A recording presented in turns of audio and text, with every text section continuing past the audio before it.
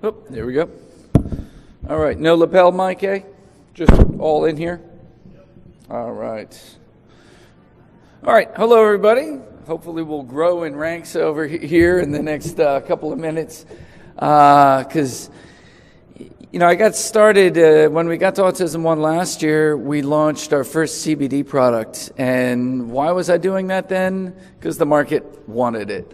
And I have a history with cannabinoids, and I liked their use, but I really didn't know the depth of their clinical utility and how much they harmonize. And that's what I say in here, the most important supplement for harmonizing biomedical therapies. So why is that? I mean, a lot of these therapies that we talk about them being sort of standalone therapies, and we'll talk about detoxification. And over time, you can go through the trends of, what's the popular therapy this year? Oh, it's all, now we're going to do this, and then we're going to do that. And you sort of, you go through the trends, and each one promises to save you, to save your child, to make everything better. And for some kids it works well, and for others it doesn't. Now, I've been in the detoxification world since around 2008. We started Quicksilver Scientific by developing testing and detoxification protocols for mercury and other heavy metals. And then we expanded into doing advanced deliveries of intraoral supplements. So different things that have poor GI absorption, putting them into some sort of lipid nanoparticle like a liposome or liposome or a nanoemulsion, and making them small enough that they absorb right through the oral cavity. Now, this is a big jump up because a lot of things have a promise. You'll see back in the day, resveratrol is going to make us all live to 120. And a lot of that was based on cell cultures and animal studies where they injected the compounds into animals. And when you take it orally, it just doesn't have the same bang for the buck. In fact, there's one compound that we're working with now called Chrysin, which had great promises as an aromatase inhibitor, but it never worked GI-based. But if you could get it right through the oral cavity into circulation without going through the GI and the liver, then all of a sudden it works. So these deliveries were very promising for different compounds. And so along comes this compound. And the compounds that are best for deliveries like this are ones that have low bioavailability and high cost. So here we have CBD. When I started into doing CBD, it was $100,000 a kilo. Now, that was pretty ridiculous. And so it's like, well, I want to do this therapy where I need 200 milligrams a day, and it's going to cost me $20 a day. And that's that's a raw material, buying it in bulk for a manufacturer. If you're buying it retail, now it's going to cost you $100 a day. It was a little out of hand. Fortunately, the prices have come down some. But what we really needed was an efficacy, some way to get into the system. And so we made these nanoemulsions. People will call them liposomes, but it's more technically a nanoemulsion of hemp oils. And we said, oh, wow, these things are really good. They really relax you. And some of the early data that we looked at, it was CBD as an anxiolytic. And so I was like, okay, it's good for that. And people talked about it for cancer, and people talked about it for pain. But when we really got into using it in the context of what we do, which is detoxifying people, purifying, cleaning them out, the hitches that we would often find when we're trying to detoxify people are neurological hitches, specifically neuroinflammatory reactions. Anyone with multiple chemical disorders, anybody who's had Lyme disease or mold toxicity will know that they try some new therapy and the first thing they get is brain on fire. They get neuroinflammatory problems. And it could be brain fog, it can be anxiety, and sometimes they don't even really feel it. But this is a phenomenon that happens mostly around the glutamate receptor, and you get hyperexcitability of the glutamate receptor, and that can cascade throughout the autonomic nervous system and cause dysfunction anywhere in the body. as we got to use CBD in our protocols for detoxification or for treating Lyme or mold, we found that its greatest utility was in settling down the neuroinflammatory reactions that people were having. And when we settled that down, the whole system settled down with it. The autonomics came with it. You'd find people, oh my God, I'm trying to detox them from mercury. They have this chronic kidney stress. So you give them kidney supplements, but it doesn't stop it. You lower the dosage of the detox supplements, and that lowers the pain, but it doesn't detox them. And then we found that it was actually all cascading down from the brain. You had to settle the reactivity in the brain before the body could release and let the healing happen. That is why I say that this is possibly the most important supplement for harmonizing biomedical therapies. All right, so we're going to talk about the endocannabinoid system. And the first part of this is just to let us know, hey, the body was meant to deal with cannabinoids. One of the greatest parts of your neurological system that settles a balance between neurotransmitters and immune function is the endocannabinoid system. So we're going to talk about that for a second. Then we're going to talk about phytocannabinoids, the way we can supplement for the endocannabinoid system. Then we're going to talk about the brain on fire aspect, CBD, glutamate excitotoxicity. This is when the glutamate receptors start becoming hyperactive. This is why you have a lot of these children on low glutamate diets or low glutamate stimulating diets. Because it's not necessarily just that they have a massive level of glutamate in their brain. It's that the receptor that's reading that is hyperactive. And that is causing neuroinflammation. Then we're going to talk about what people don't talk about enough, and that's the second part of why CBD works so well, and that is gene transcription modulation. If you ever see me talk about detoxification, I'm talking about upregulating a set of genes for detoxification through a trigger called NRF2. Goes into the nucleus and turns on all the genes for chemoprotection. There's a lot of plant compounds that do it. And one of them is cannabidiol. And some of the other cannabinoids do this as well. So we have something that can calm down the negative effects of these therapies by calming down the central nervous system hyperexcitation, and at the same time can turn up the processes of detoxification, of free radical control, of repair and regeneration.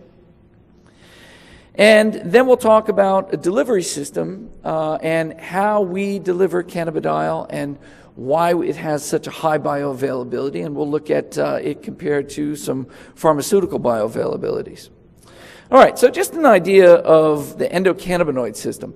It might be easy to get into this frame of mind where you think that the brain evolved somehow with cannabis plants and they have some symbiosis together. But the cannabinoid receptors actually evolved long before the cannabis plant did. In fact, the endocannabinoid receptors, there's one called CB1 and CB2, existed in all primates. In fact, as far as 600 million years ago, we had organisms with cannabinoid receptors. So everything except insects and nematodes and hydra, anything that's a vertebrate has cannabinoid receptors. So they've been there for a long time, and that means that thus we have cannabinoids that we make inside of us. So 600 million years ago, we had an endocannabinoid system, and the cannabis plant evolved approximately 25 million years ago. So this is a plant that makes chemicals that work with our endocannabinoid system. The endocannabinoid system will look at the receptors and what they mediate, but they mediate a lot of neurological function, a lot of central nervous system function, and a lot of peripheral immune function.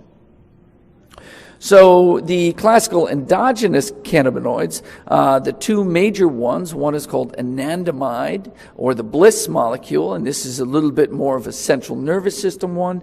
And then there's one called 2-arachidonyl glycerol, and this one is a little bit more towards the CB2 or peripheral receptors. But you see those two molecules there, they're very similar.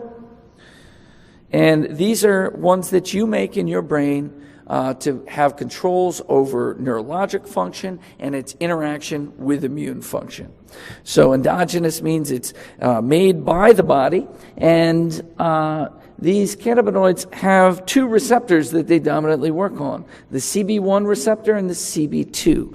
The CB1 is a central nervous system receptor, and the CB2 is predominantly peripherally in the immune system and the organs, but it's more of an immune regulating one.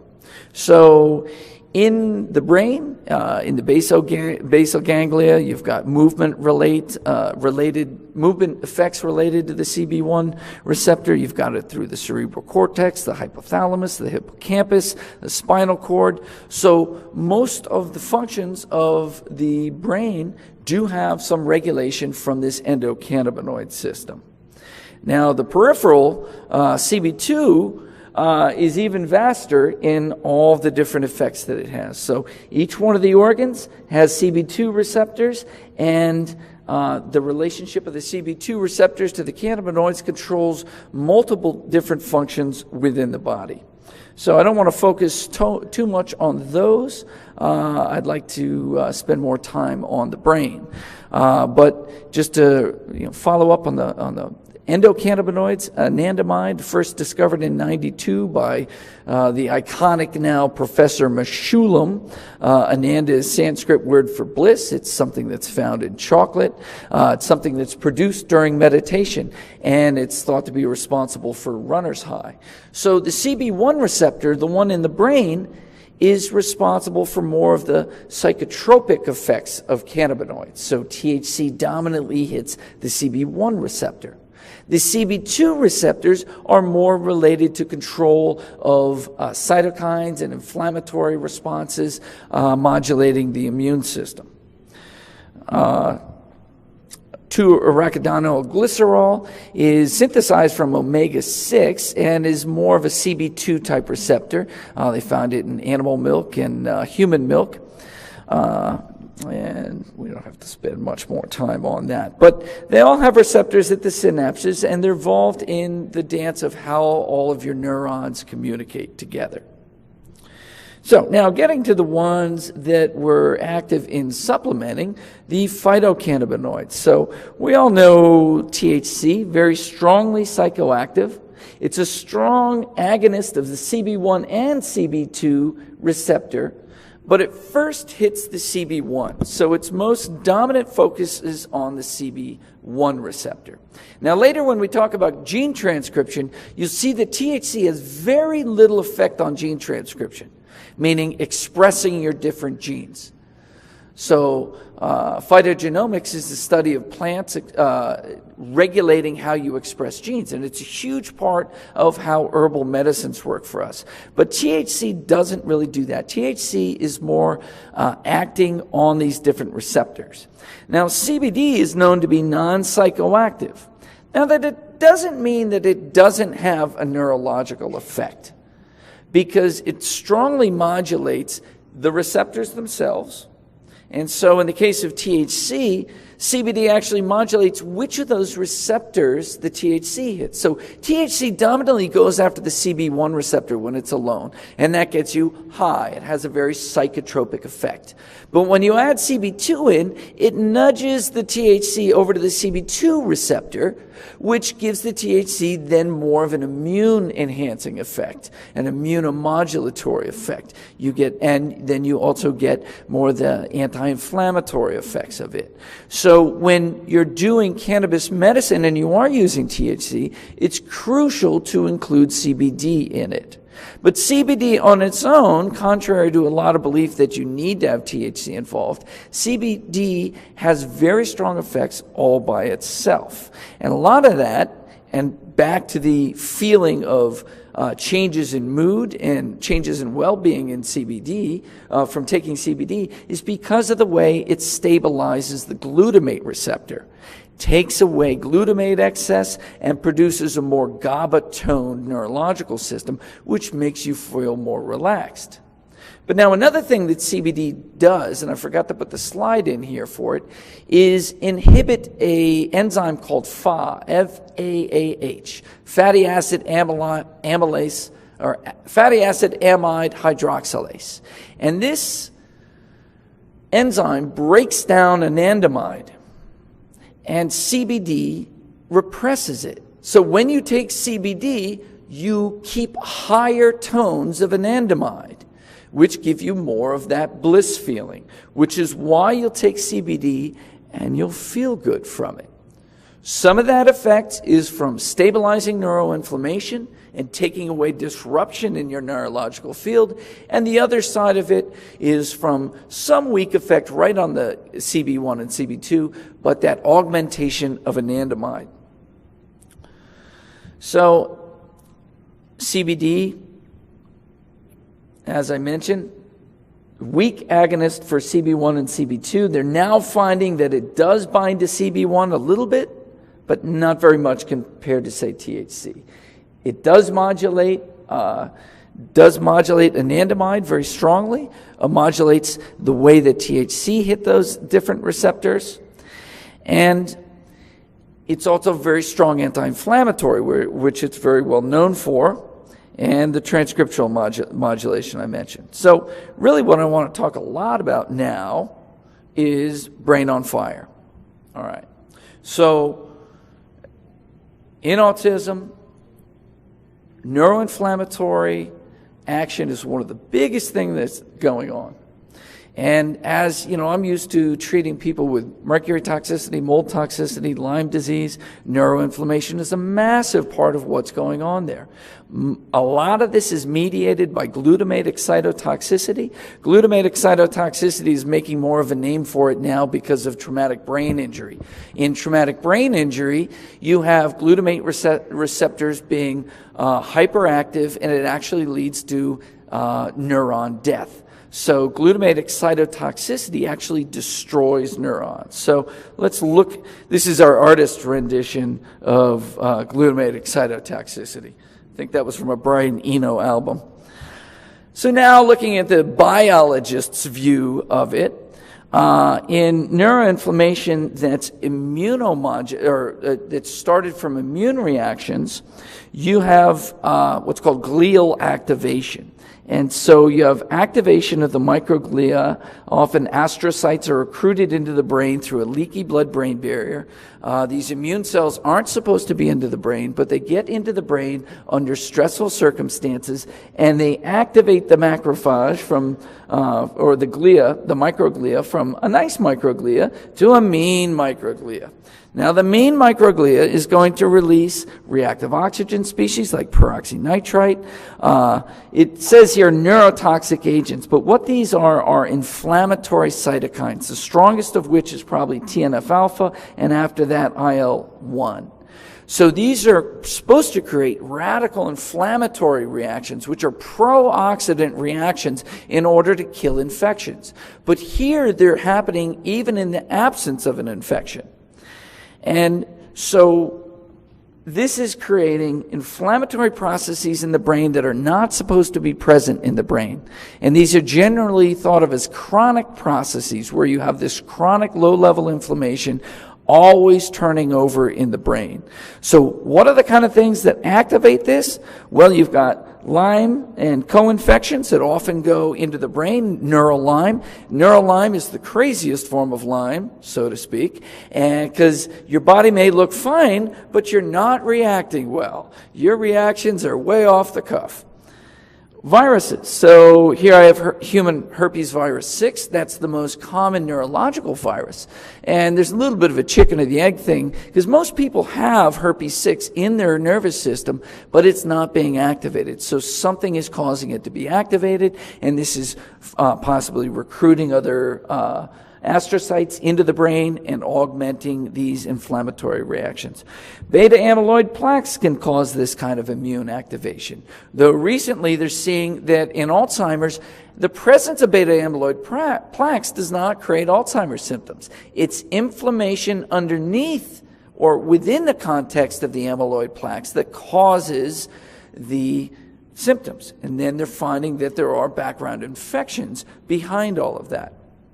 So there's a number of other infectious sources that can get into the brain and cause this inflammation, but also some of the environmental toxins like mold toxins can cause not just direct toxicity to the brain, but can cause immune reactions. That's one of the stranger aspects of mold toxins, is that they activate the immune system as well as being direct toxins.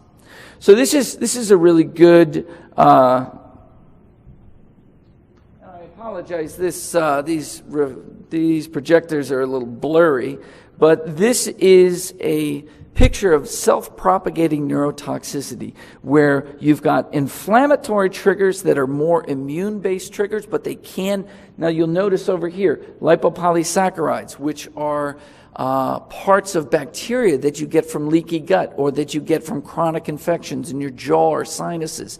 They can be activating the immune system. A number of these different toxins, you have paraquat, rotenone, those can be activating the immune system and causing the glia to release all these pro-inflammatory cytokines, which are then causing damage to the neurons.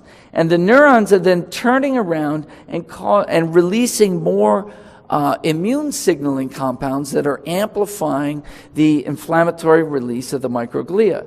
So this wheel is turning like this. And the wheel can be turned or initiated from the inflammatory trigger that's more immune-based, or it can be triggered by a direct neurotoxic insult. Any toxin that amplifies the NMDA receptor. That's the glutamate receptor. Many toxins, mechanism of action is through stimulating the glutamate receptor. So which ones do this?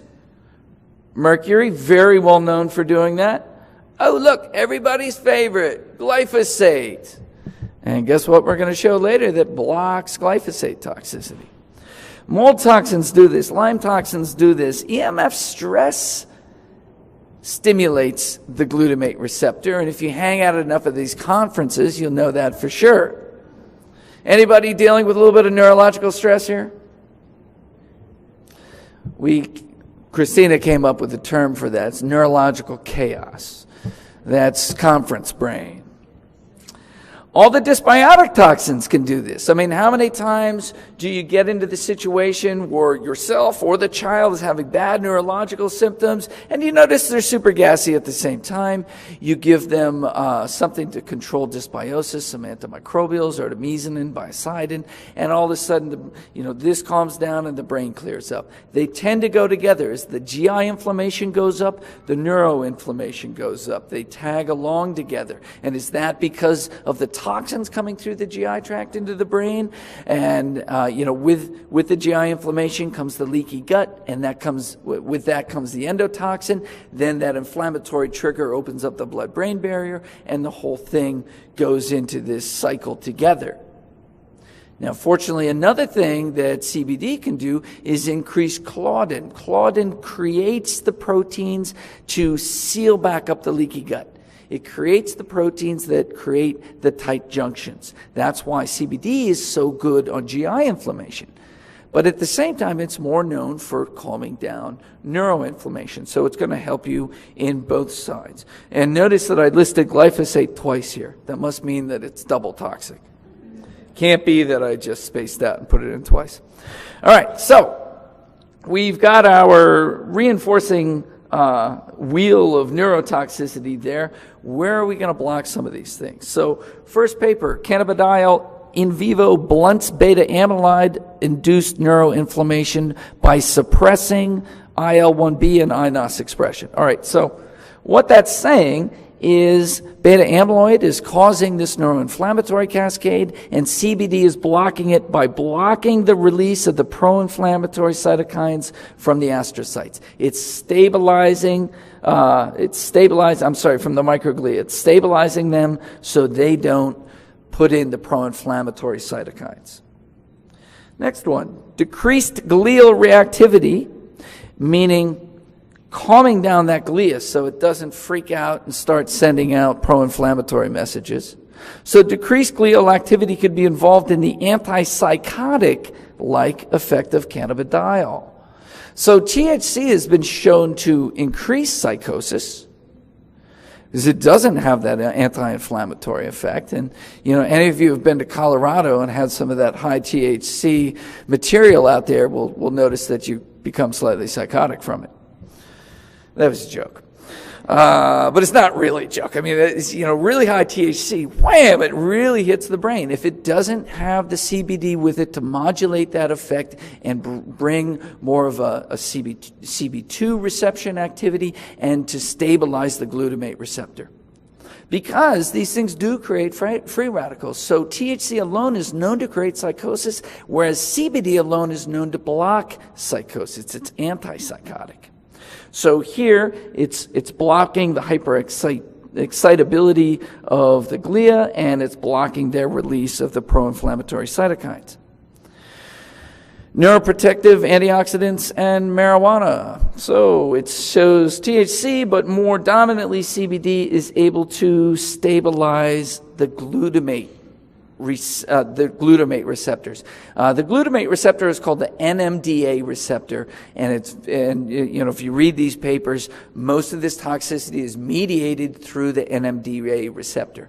And now the really interesting part of this, and in fact it was in the previous one on the psychosis, is CBD is not just turning down the glutamate receptor, it is stabilizing it. In this case, they were creating psychosis by creating hypofunction of the NMDA receptor. Usually it's overfunctional. And there's plenty of papers on it bringing down an overfunctioning glutamate receptor. And there's also ones on it bringing up an underfunctioning receptor. So it's stabilizing and normalizing to the glutamate system. We easily get stuck in this idea that glutamate is the devil and it's a really terrible thing and we have to stop glutamate. If you stop glutamate, you would be like a jellyfish on the floor. You would never want to get up, you would never do anything, and you'd never remember anything. Glutamate is responsible for all of your learning. It's for all of your memory. Why? Because you got to remember what's going to kill you on this brutal planet. And when that thing turns over too much, you think everything's going to kill you. She's going to kill me. She's going to kill me. Everybody wants to kill me, and you freak out and you get anxiety. Then we got cannabidiol, and it's okay. And how is it okay? It's okay because it calms down that hyperexcitability of the glutamate receptor. But it brings it to the middle, and that's my friend Joe Cohen, who's a big cannabis physician in Boulder, likes to talk about cannabinoids as being the ultimate adaptogen. They bring high things down, well, sometimes, and they bring low things up, and bring everything to the middle. So here's another one. Everybody's going to love this because it's everybody's favorite toxin these days.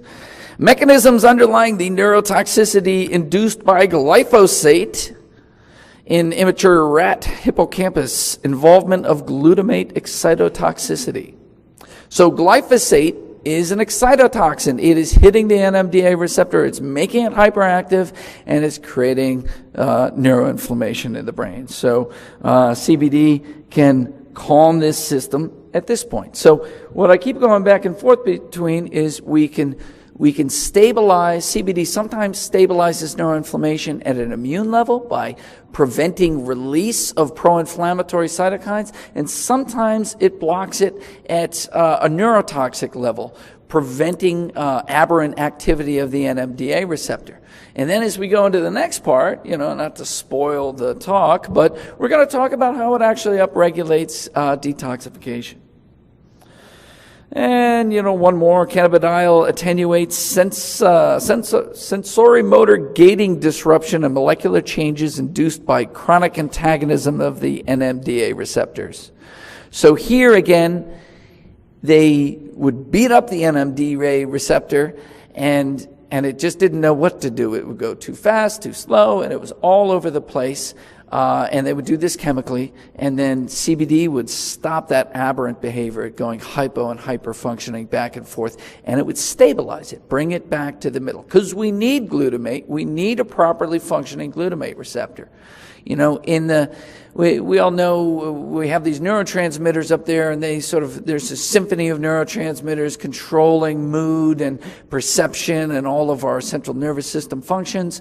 But 80% of that whole symphony is a balance between GABA and glutamate. Now, unfortunately, most of the time it's out of control glutamate, which is causing our problems these days. But that's a big part of the brain, is this balance between those two. All right, so cannabinoids and gene transcription modulation. So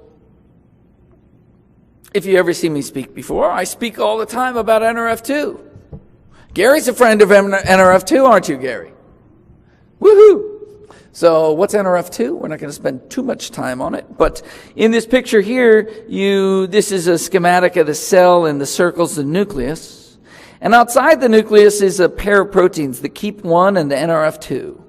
And certain enzyme inducers will come in and tag the KEAP1, and it'll release the NRF2, and it'll go into the nucleus, and it'll stimulate transcription of all of the chemoprotective genes. Now, what are chemoprotective genes? Well, some of them are antioxidant enzymes that are for free radical control. Some of them are phase 2 and phase 3 detoxifying genes that will, or detoxifying proteins, which will link a toxin like mercury onto a chemical like glutathione and then transport it out of the body. Some of them are called molecular chaperones. Some of them are repair molecules. But there's this master switch that brings all that detoxification, free radical control, and repair all in one shot. And that's called NRF2. And some of the things that would trigger NRF2 are certain sort of superfoods that we know. Polyphenolic antioxidants like green tea extract would do it.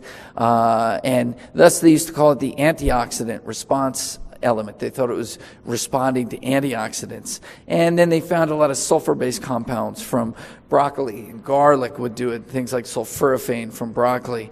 And then they found lipoic acid was very good. That's the one that we use the most of. And then they found that actually pro-oxidants do it. And so if you're looking at a pro-oxidant like ozone or peroxide or that chlorine molecule in ASEA, those are all stimulating it. Why? Because NRF2 is your stress response molecule. You have these light stresses, and you turn that up and you clear those out. So this is something we like to turn up, because when we turn it up, we clear a lot of junk. A lot of the junk sits around us, and we get immune to it. I saw there was a great term the other day for nose blindness. Your teenage kid that sits in his room full of his own stink and doesn't notice it at all. That's called nose blindness. So, our cells get nose blind at some points, and you need to stimulate detoxification and clear away a lot of the junk that's been stuck in there. So, people don't talk about this much, but some of the coolest research to me was this gene transcription modulation. And so they took some cells, and they were actually microglial cells, and they exposed them to either THC or CBD, and they saw what kind of effects there were, what kind of genes were brought to the fore and turned up, and what genes were turned down. Now, they found that CBD had a much broader effect than THC on a transcriptional level. Transcriptional means turning on genes. So genes are the repository of all the possibilities that you can exert biochemically, but you don't use them all at once. You choose which ones to use. And so different plant compounds will turn on different sets of genes, and often we want this because they're protecting against cancers, they're detoxifying, they're turning up the immune system. So we want this kind of an activity. So one of the fun things for me, because I'm a glutathione junkie, because I work in the mercury detox world, world is that the glutathione system was strongly regulated or strongly affected by CBD. And most of that was mediated by this NRF2 protein. But the things that it turned down, so we start to think, oh, what does it turn up? What does it turn up? What does it turn up? But what does it turn down? It turned down a lot of the inflammatory cytokines. One of the damaging things that can happen when you get into an inflammatory situation, and we also have to caution against being against inflammation. Inflammation is a healthy process. What's not healthy is what's called unopposed inflammation, where you turn up pro-inflammatory cytokines, the burners. It's like the gasoline on the fire, but you don't turn up the opposing anti-inflammatory cytokines. They set sort of a boundary to inflammation, and they stop it from getting too out of hand. In fact, I'll show you some slides later about how endotoxin or lipopolysaccharides that you'll get from leaky gut augment inflammation and make it out of control and create a lot of damage to it. So we want more control on these inflammatory cytokines. So just looking at some numbers here, these are a little hard to read with these projectors, but for upregulated genes over on the right side, you have 658 genes upregulated by CBD, 517 downregulated by CBD. Versus THC, there was only 36 upregulated and 29 downregulated. So, it's about 20-fold increase in the amount of genes that are affected by CBD over THC. It's a little bit hard to read all these ones in here, but all of these that are in here are related to glutathione metabolism. This is upregulation of glutathione synthesis, upregulation of glutathionase transferase, which is responsible for linking toxins onto glutathione. And so we see this turnup of all those positive detox players, and we see a turning down. These are all pro-inflammatory cytokines, a turning down of the pro-inflammatory cascade. Now, two things I want to link together here are inflammation and GABA activity, or the GABAergic tone of the central nervous system. And CBD is well known for pain, and it's phenomenal for pain. We've seen ridiculous things happen with pain, both systemically and topically with CBD. But we have a lot of other anti-inflammatories, and why don't they work as well on pain? Especially chronic pain. Chronic pain needs inflammation, but it also needs some dysregulation of the GABA system, because pain receptors are stuck open, and to close, they need GABA. And once you get stuck into this glutamate-dominant neuroinflammatory tone, you turn down the GABA tone. So one goes up, one goes down. So GABA is weak in the system, and as pain progresses, it creates more anxiety and more tension, which furthers the problem. So when you go in with CBD, CBD corrects the GABA glutamate balance and turns down inflammation. That's why I believe it is so good on pain. All right, so in these words that you can't read down there, there's a lot of talk of CBD blocking a lot of the runaway inflammation, and the effect on the genes that do that block the TNF-alpha and IL-1. These are responsible for really turning up the damage from inflammation, and CBD is excellent at blocking the expression of those. So just a little word on inflammation, especially catalyzed by lipopolysaccharides. So lipopolysaccharides, again, are parts of cell membranes of gram-negative bacteria, and they get into circulation, and when they get into circulation, your body thinks that you have a systemic E. coli infection or something similar. So it really revs up inflammation, and it can be incredibly damaging, and especially in concert with certain toxins. I'm going to slip to the next slide to show you this. So this is a combination of lipopolysaccharides or endotoxin with mercury. And over on the left, they took mice and if you look at this, the name of the paper, augmentation of mercury-induced nephrotoxicity by endotoxin in the mouse. So they took mice and exposed them to mercury or mercury and endotoxin. And this is a measure over here. The SUN is serum urea nitrogen.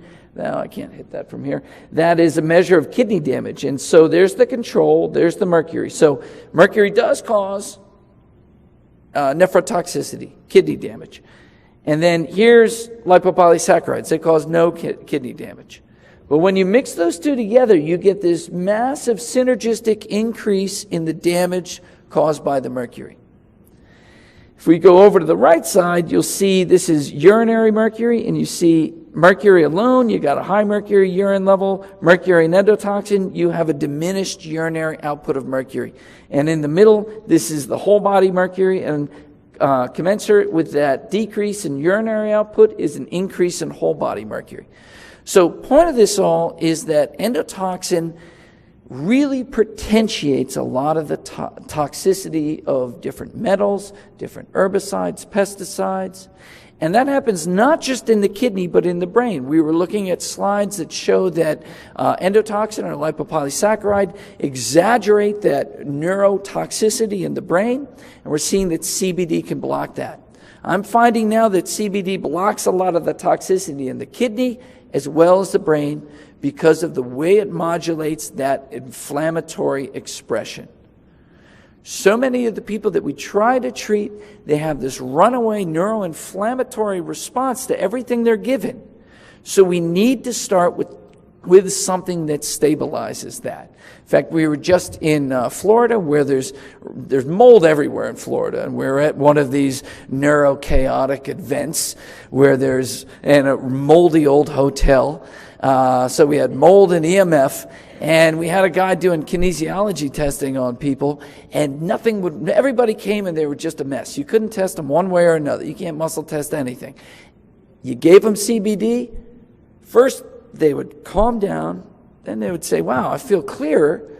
And then all of those neurological responses involved in muscle testing all were restored immediately. I mean, it was amazing. It was just so reliable. So it really will calm everything down so that you can get into the real work that you're trying to do. I mean, sometimes the CBD is the therapy itself, but say you're trying to detoxify the child, but every time you try to detoxify him, it stirs everything up. And we get so sucked into saying, well, it's a Herxheimer response. Well, Herxheimers aren't to detox anyways, but we call them that. And how do you know it's even that? How do you know it was because you were moving the toxins? You might have just had a neurological hyperreactivity to the compound that went in there. Or you might have had that hyperreactivity when you started to move some of the toxins, or a combination of the two. But the problem is you're locked into this super low dosing. Well, we give them 1 drop of this every week. At this rate, we'll be through this program in 34 years. You need something to stabilize the neurological terrain before you go into the detoxification. All right, so more of the same, it's a good thing. All right, so I just laid out why I really love the CBD, because of this combination of stabilizing the brain and being able to facilitate detoxification. So when you're then moving into using things like phosphatidylcholine, B-complex, glutathione, they blend very well with CBD. Start with the CBD, calm the system down, feed in all the therapeutic agents, and you'll do much better. All right, so last part, we're going to talk about delivery systems and a nanoemulsion system. Often people will call everything that's small a liposome, everything you use phospholipids for. But in this case, it would more technically be called a nanoemulsion, because they're oil droplets and they're emulsified down to a very small size. A size so small that when you take them intraoral, they permeate right through the oral cavity into circulation, and I'll show you what that looks like in some data. Basis of these is using phospholipids, specifically phosphatidylcholine. Phosphatidylcholine is this phospholipid here that's an integral part of your cell membranes. It's the dominant phospholipid in your body, and these can be dispersed in water, and they organize spontaneously into these spheres that can encapsulate either a water-soluble nutrient, or they can wrap around an oil droplet and make a nanoemulsion size. So different combinations of phospholipids and other aspects of your glycerin, ethanol, water system will give you, and then combined with different shear techniques will give you different sizes. So if you make a very small, stable one, you get high uptake. Now I'm going to slip through some of these, but this is just some of the literature. The pharmaceutical companies have been using these kind of deliveries for quite some time. They've made their way into nutraceuticals, but they were making their way in at not really a high-grade level. Doing these at a pharmaceutical level means that you're using the right surfactants, the right shear, you're getting the right size particles and the right stability to those.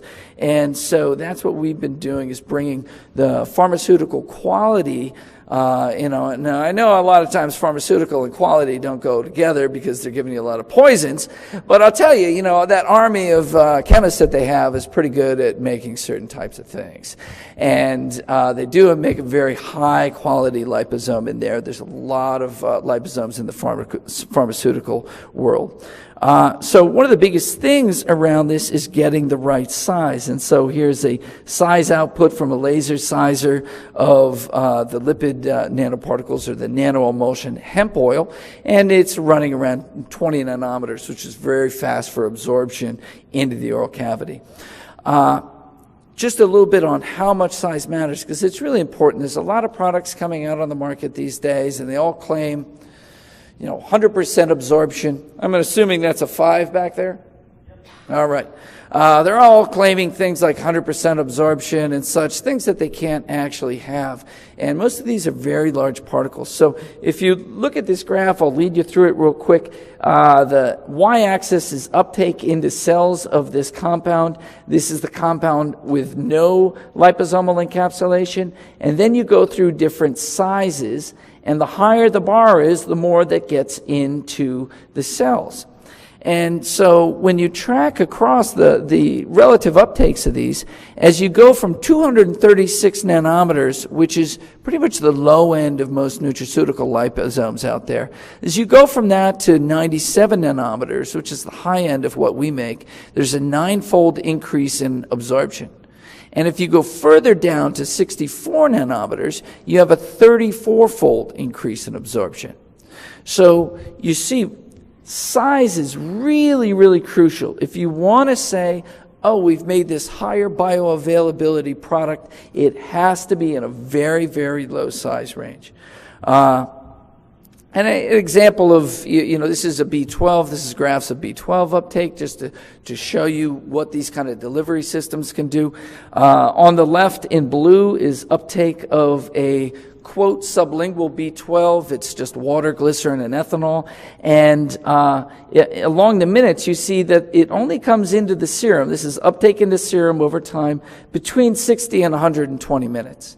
That's not a sublingual delivery. It's not an intraoral delivery. That's going through the GI tract to be absorbed. Versus doing it in a nanoliposomal approach, you see it go straight off of the baseline and up to a peak here. The peak is 3 times higher than the other product, but the immediacy of the absorption shows you that it is actually an intraoral absorption. And over on this graph, this is a different way of looking at it, but this is the increase up to 100% with time. And even at 4 minutes after taking this intraorally, you have a 20% increase in the blood. And after about 35-40 minutes, you have about 60% of your compound in the blood already. That's what true intraoral is. And the importance of intraoral is that you get these very high peak absorptions. You get a lot into the blood, you get a lot into the brain right away. You get a very immediate effect. There's a fast letdown of the neurological system. And super important is that the gene transcription, upregulating NRF2, upregulating all these good gene sets and downregulating the bad ones, is dependent on the peak dose. So if you get a good amount in right away, as opposed to it absorbing very slowly, you're going to have a better effect on gene transcription. So now to the task at hand, how does the CBD uptake look? So most of you, if you're familiar with cannabinoids, would know GW Pharma's Sativex and Epidiolex. GW Pharma is a English pharmaceutical company, and they've come out with pure compound CBD and THC that they do in an intraoral spray. Now, their intraoral spray is just ethanol and propylene glycol. It's not formulated into discrete nanoparticles. And so this was their published data set down there, the dotted line. This is for Sativex. This is for a pure THC compound in an intraoral spray. This was 10 milligrams. See, it's a slow rise, and then, you know, it's not an intraoral absorption.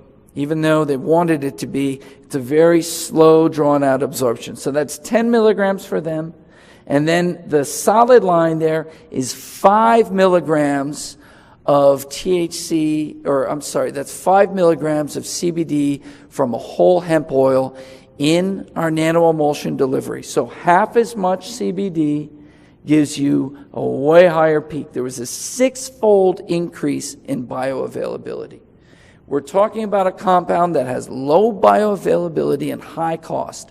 What do you need to help you? You need high bioavailability increase, and that's what this product does. So this is our Colorado hemp oil. This is grown on a transitional organic farm, meaning that they're not certified yet. It takes them a couple of years to be certified. This is regulated by the Colorado Department of Agriculture. They certify each harvest to be below 0.3% THC, and then it is processed into an oil and given to us, and we take it the rest of the way into this intraoral nano-emulsion type delivery. So we're over at the Quicksilver Scientific booth. Actually, our science says Pure Expressions, PURXPRESSIONS, for pure expression of the gene set. We are on the opposite side of the world, and you'll see us, I think, across from the Avedon room, dark blue. But come over, sample the hemp oil. I guarantee you this will become your new best friend, and it won't go away next year. It will continue to be your new best friend for the rest of the time that you're doing these kind of therapies. Question? Oh, no. CBD does not, it doesn't have the ring structure that THC does, so it doesn't get triggered in the drug screenings.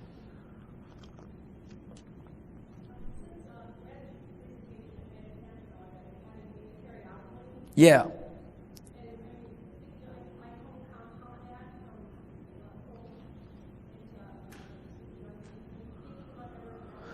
Yeah. We're adding various terpenes in. We wanted to get do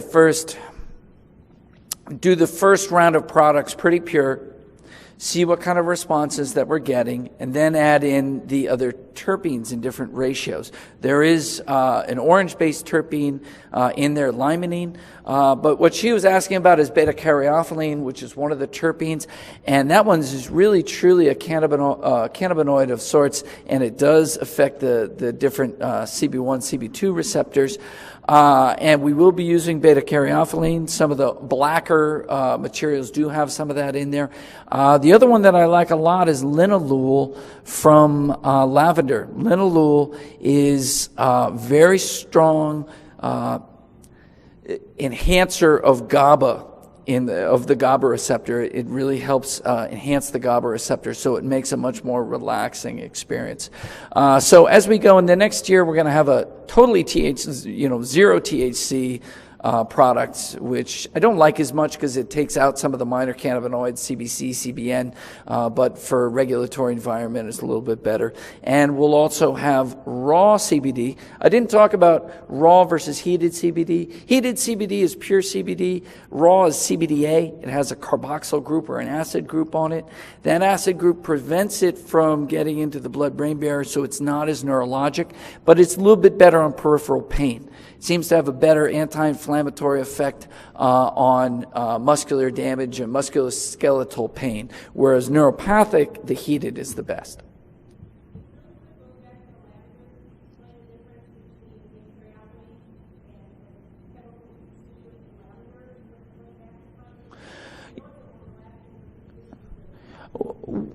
Yeah, well, they're all terpenes, but they're different terpenes. The terpenes are essential oils, and these are different ones. In lavender, the main terpene in lavender is called linalool. And that's why aromatherapy people use lavender all the time. They'll put lavender around your eyes, and you'll chill out, because it's a GABA stimulant. Beta-caryophyllene acts differently. It's acting more on modulating the CB1, CB2 receptor. And it probably, as we go forward in it, we'll see that it probably supports, probably blocks fatty acid amide hydroxylase and lets you make more anandamide and keep a higher level of anandamide. Yep.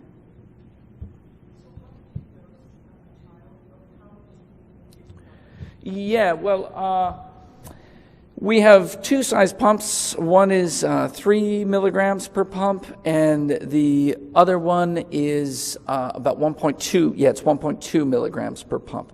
And you would start with one pump, get them to hold it as long as they can, and just watch them. You want to make sure the dose isn't so high it starts destabilizing them, and start with that, give it a little bit of time, and then start working up. I've seen kids, my son included, my son takes 30 milligrams at a time, no problem. He takes 10 pumps of the larger pumps, and that's no problem. But he's not neurologically, he's pretty stable. He's got autoimmune, he's got type 1 diabetes.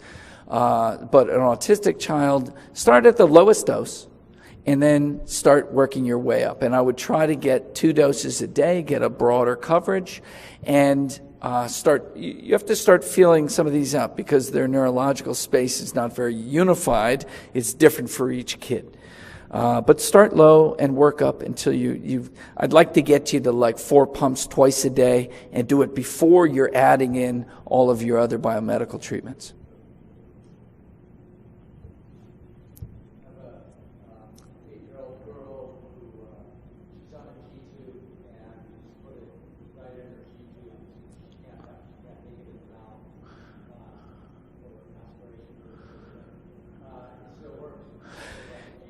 Yeah, that's excellent, and he's using the same product, and it's going right through there. We did, and another product we'll have out soon is these in capsules. So it's not going to have that immediacy that the sublinguals do. And when we did do this same PK work with the capsules, and instead of coming on in 20 minutes, it came on in an hour. But the peak dose was pretty close. It was still way above the GW Pharma. And it was pretty good. So going through the GI tract, if you have to put it in water and have them swallow it, it will work almost as well, just not as quickly. And I do like this aspect of calming down the neurology before you add in all your other supplements. We also have an adaptogen blend, which is sort of stabilizing to both the brain and the adrenals. And for some people, you will give them the CBD and it'll chill them way out. You give them everything else they have to take, and then you give them the adaptogen, and it brings their energy back up. Yes?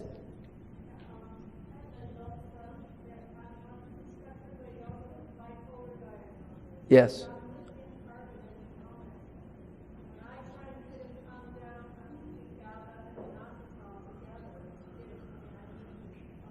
Yeah. Absolutely. We also have a sublingual GABA that's very immediate. And you might want to try the two and see which one works better. Theoretically, this should totally do the job. Occasionally, we'll see somebody that works a little better on GABA. But GABA, long-term, GABA is more of a Band-Aid. This is more of a long-term setting the tone, because it's allowing your own endocannabinoid system to come up. It's starting to stabilize and control the NMDA receptor, whereas the GABA itself just sort of blocks up, brings up GABA and blocks the issues. I would try that for sure.